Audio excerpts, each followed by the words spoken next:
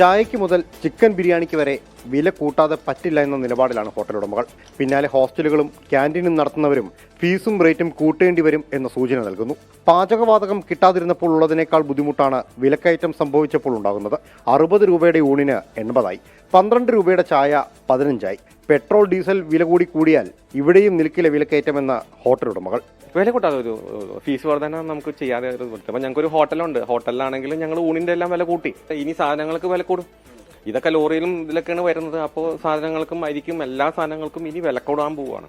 അതൊന്നും നമ്മൾ ഇതുവരെ നമ്മളുടെ ഇമ്പാക്ട് അതിനൊന്നും വന്നു തുടങ്ങിയിട്ടില്ല. കൊച്ചിയേക്കാൾ ദുഷ്കരമാണ് വടക്ക് കിഴക്കൻ കേരളത്തിൽ. ട്രാൻസ്പോർട്ടേഷൻ ചാർജ് അടക്കം വരുമ്പോൾ മറ്റ് നഗരങ്ങളിൽ വിൽക്കയറ്റം പരിധി വിടും. കാറ്ററിംഗ് മേഖലയിലുള്ളവരാണെങ്കിൽ പരമാവധി സദ്യ ഓർഡറുകൾ ഒഴിവാക്കുകയാണ്. ഗ്യാസിന്റെ ചിലവ് താങ്ങാനാകാത്തതാണ് പ്രധാന പ്രശ്നം.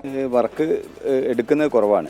വരുന്ന വർക്ക് തന്നെ നമ്മൾ പിന്നെ ഈ വെജിറ്റബിൾ മീൽസ്, നമ്മൾ സദ്യ, ഇതൊന്നും ഇപ്പോൾ ഞങ്ങൾ എടുക്കുന്നില്ല. ഇതിന് ഗ്യാസ് നിർബന്ധമാണ്.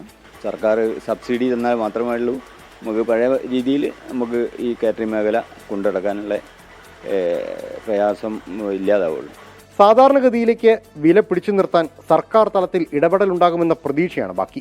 അതിനിടെ ലോക്ക്ഡൌൺ അടക്കമുള്ള സാഹചര്യങ്ങളിലേക്ക് പോകുമെന്ന ആശങ്ക വേറെയും. 24 കൊച്ചി, കോഴിക്കോട്.